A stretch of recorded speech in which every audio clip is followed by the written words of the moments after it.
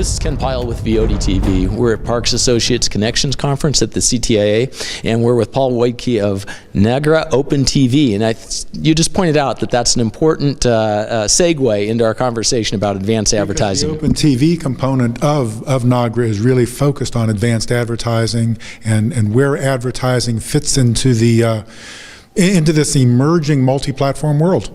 And you were on a panel talking about multi-platform and multi-platform advertising, and we spoke about it last year. Well, you know, where are we in 2013 relative to maybe where we were a year ago? So the panel, I was on one and sat through another, one on connected TVs, one on second screen. There's a lot of inertia behind what's going to happen on these new platforms, especially being driven by the MVPDs themselves. I think when you and I talked last, we had a whole lot of hypotheses about what the over-the-top competitors were going to do.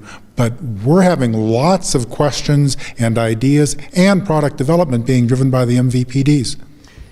I suppose, you know, the whole idea of the cable card and the idea of the portability has kind of gone away. Now people, the MVPDs, the cable operators and telcos and so forth, are looking at kind of these connected devices as the way to get to the consumer, it sounds like. We certainly see the cable operators, the satellite operators, the telco operators sort of creating their own over-the-top environment, especially, as you just said, through the set-top box changes.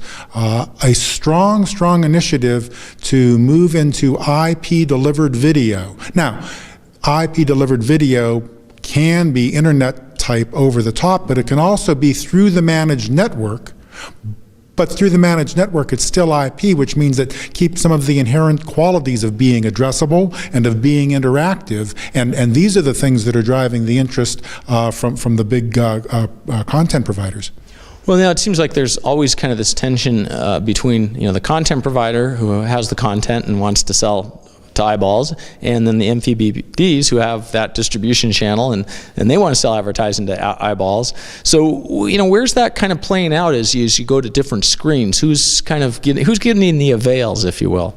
Well, so I think that all has to do with the business cases, but and we can come back to that. Okay. I think that the driving focus that we've seen, though, is what has moved us so strongly since we talked last into our next generation platform, our XG platform, where the cable operators now want to be able, on a single invoice to an agency, to include the linear, the on-demand, the broadband content from their web portals, the broadband video content. All of this is coming together onto a single invoice through a single buy, sell, and invoice process, because that's how the agencies are viewing this. They're less worried about the distinction between, well, was this in linear, was this in on-demand, and they more want to know, where did I get the impressions, where did I get the rating points?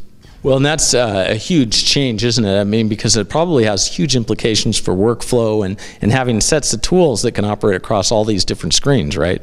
Oh, that's probably the biggest part of it. We started at the back end with just the invoicing process, but you're exactly right. The workflow processes, of course, have been very complicated for VOD all along. That's one of the things that stood in the way, I think, of dynamic ad insertion, of DAI getting off and running as quickly as it should have. But operators are now compensating for that. They're moving forward, and what they've done in the DAI space is now starting to broaden out into what they'll do in the broadband space. And I imagine even at the creative level too, right? You have a device that's this big and you have a device that's this big. How you present the advertising is a challenge, right? Not only is it a challenge if you're watching, shall we say, the same piece of content, whether I'm watching something on the big screen in the living room or I'm watching it on my tablet at a later time, but also the fact, and this is one of the things that we just talked about in the panels today, is when you're watching something on the primary screen, what am I watching on that second screen? And it can be related to what's on the primary screen, but it's probably not the same thing. I'm watching a show on the primary screen, and on the second screen I'm trying to remember, where did I see that actor? What was the last show that he did? Where did that piece of music come from? It's another whole environmental layer that can be there and that can be monetized through its own advertising. And are you seeing a lot of that then, that interaction and really kind of the metadata, if you will, the metadata as its own kind of content? Well, the whole metadata drive, especially in this space, Cable Labs has been extraordinarily active in this space with strong support from operators like Comcast and Time Warner in terms of trying to say, okay, how are we going to use this metadata within our plant as we move across these platforms, especially as we're just at the tip of the iceberg for those IP set-top boxes now, but we see where Comcast, for example, has gone with the X1 box, now talking about 5 tuners on that box. Wow, how am I going to manage and keep track of all the content?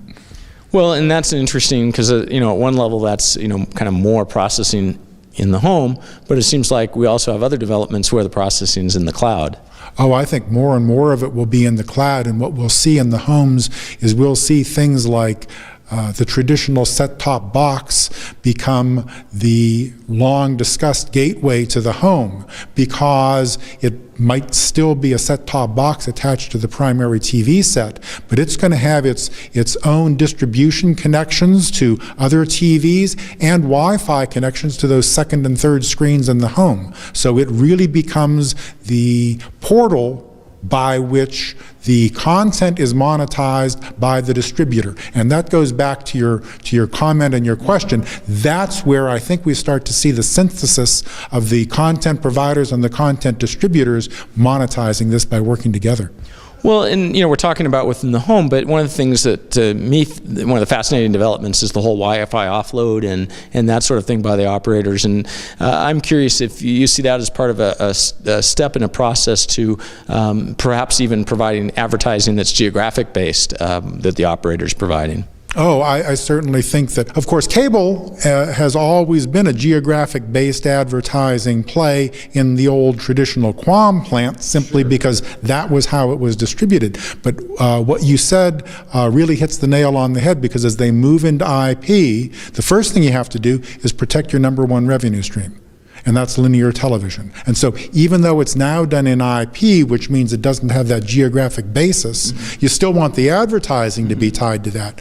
What we'll layer on top of it, and this is where the value add will come, is to be able within that geographic area to do demographically based targeting in the IP delivered environment, which has been so fundamentally difficult to do in the QAM environment. I mean, how many years have you and I talked about, is this the year of addressable advertising? Well, what really stood in the way was, how do you use QAM-based bandwidth in order to do that, especially in an HD environment? As we move into the IP space, and as we move into the multi-platform space, that becomes far more achievable.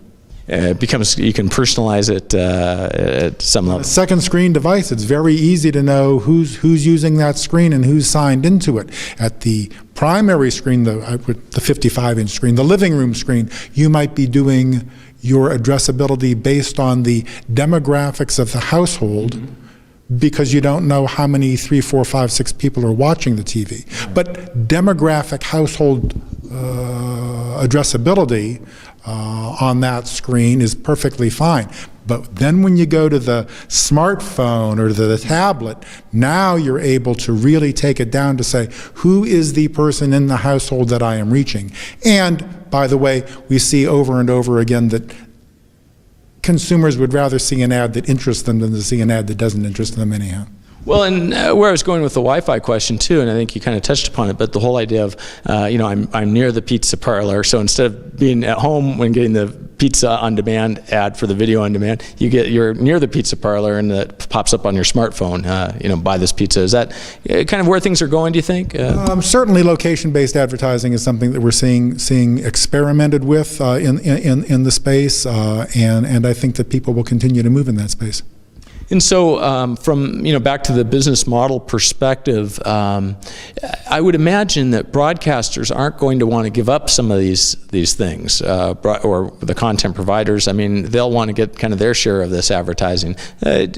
Where is kind of that middle ground between them? Oh, well, I think that there are still some interesting developments that we'll see play out in that area. Just last week in New York City, where I'm from, ABC Television, we're not talking about the ABC cable networks, ABC Television announced a live streaming app Now, on abc.com up until now, you could see yesterday's programs today because they were on a 24-hour delay, but this is a huge step. ABC Television, New York first, New York and Philadelphia first, with other markets to follow, live streaming programming through abc.com. Here's something that's interesting, carrying different commercial content than on the broadcast station.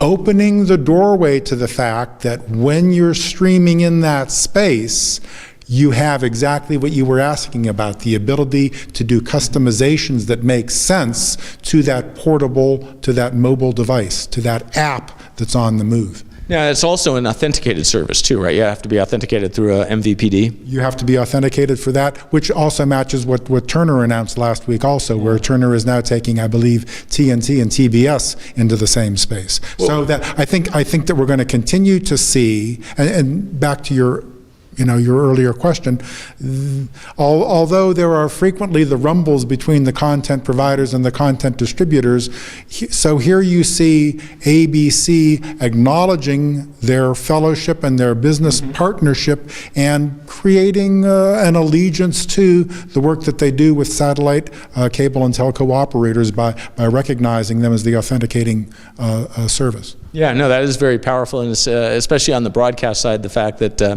it has very interesting implications long-term for must-carry and retransmission consent. Certainly does, and a lot of this comes back to things that we discussed on panels today, where at the end of the day, we're really recognizing that if we don't generate the revenue to create great new programming, there won't be great new programming, and if there's not great new programming, what are people going to be watching on the new services anyhow? Yeah. So I think that we'll see those partnerships to help see that those programs are created.